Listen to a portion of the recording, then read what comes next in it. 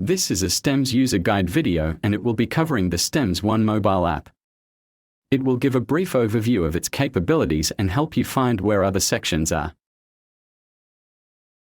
To begin with, if you have forgotten your password, there is a Forgot Password link and that'll take you through to where you can reset your password. Signing in, put in your email address and your password. This is the dashboard or home page. You'll see already we are getting banner notifications here. Those notifications will be letting you know of anything that needs your attention. On the dashboard here, you'll see there's quite a few features. You can see my actions letting you know anything that's overdue, due, or due in 7 days' time. You'll notice here too, there is my training and licenses. That feature will work if your user profile is linked with your personnel profile, and you would need a system administrator to do that for you to be able to view your own training records. Further down you'll see my hazards, my events. This section here displays information based on your user security, so for example the department, site or project that you are on. This is giving you an overview of the hazards, events and actions. Further down there are reports there on hazard types, event types and frequency rates. Again, they will be based on your user security. Okay, you will see the plus sign down the bottom right here. If I click on that, you'll notice that it gives me the opportunity to add a hazard or event. To report a hazard, just click on the hazard button. It is very easy to fill out a form and you can see all of the typical things you would expect for hazard reporting. You also have the ability to add photos. Put in your location. Your organization structure will be mandatory. You'll notice here there are two features to do with actions, add action and suggested actions. This will be based on your permissions. So if you have permissions to add actions, you will see this and you're able to fill out an action form.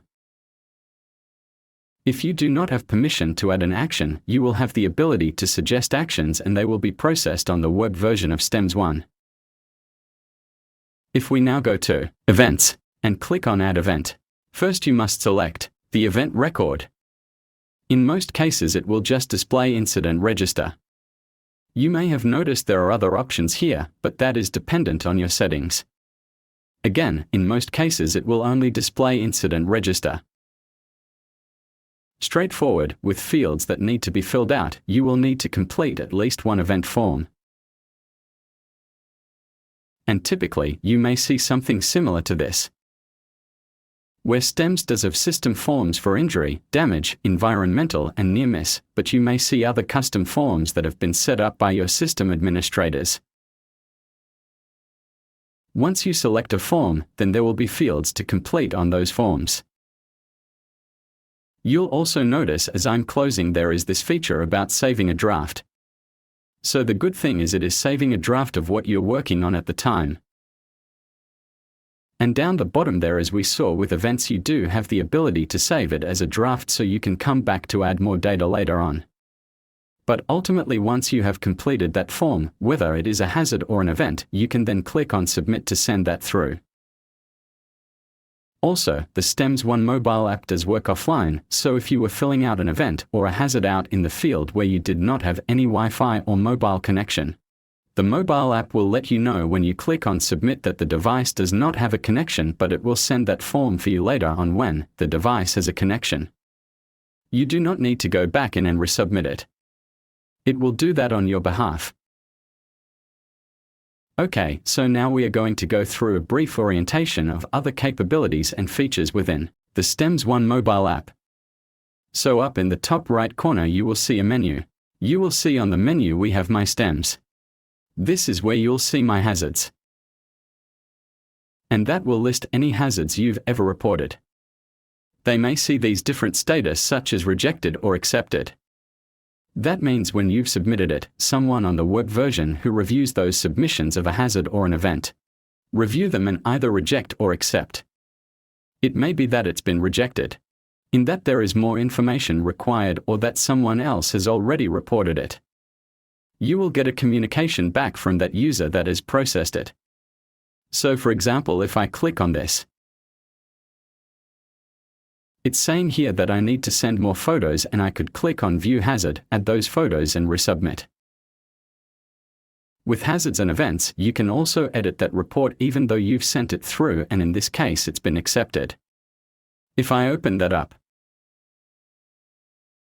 you'll see the little pencil icon, which means I can edit to make changes and send that through. This will depend on permissions, but in most cases you should be able to do that. My actions. So you see here, under My Actions there is a filter at the top right corner there, and you'll see that you've got different options to filter. So, with the action process, we won't be covering the action process today in this video, but you will notice that there's quite a few features. If we open that action, we can also click on the origin of action to see or understand why it was generated in the first place. It may have come from an event or a hazard. If it's any of these four tiles, so there's communications, files, photos and action log. If any of them are highlighted in orange, that means that something has changed since you last viewed this action. So for example, something new. There's been another entry to that log for me to read. This one here. And once I close that, you will notice now it's no longer orange. You will also get banner notifications, as we saw earlier, that are rolling down from the screen, letting us know about any communications being sent to us. It might be an action that has changed. Next, there is my training and licenses. So that's a more detailed view of your training and license records, and giving you an overview of where you're at with your training. You can open these to view more information, and if there's any certificates attached, there will be a view file link to view that certificate or evidence. Scan STEMS ID card. Simply put, STEMS 1 has ID card option for personnel profiles, and you would use this feature to scan a STEMS ID card to see someone else's training records. And finally, if permissions allow you, there is a search personnel training and licenses. STEMS 1 mobile-only users will not see this tile, but other users who have permission to view personnel training and licenses will have this available. Simply click on there and they are able to search other personnel within their user security to view their training records. The actions, hazards and events. They allow you to view other actions, hazards and events based on your user security. Mobile-only users will only see their own events, but they will see all hazards within, for example, their project or site. News. This section is if your business uses the STEMS 1 news section and need it to communicate information. STEMS updates is how we communicate to you for any upcoming updates, planned shutdowns for server maintenance and so on. It also is where the version number is located, which we may ask you to provide in a situation where you require assistance. I will leave the profile section simple in that you'll see in this case very straightforward. This switch feature most of you will not see. This is for users who have a profile in more than one instance of STEMS. Support.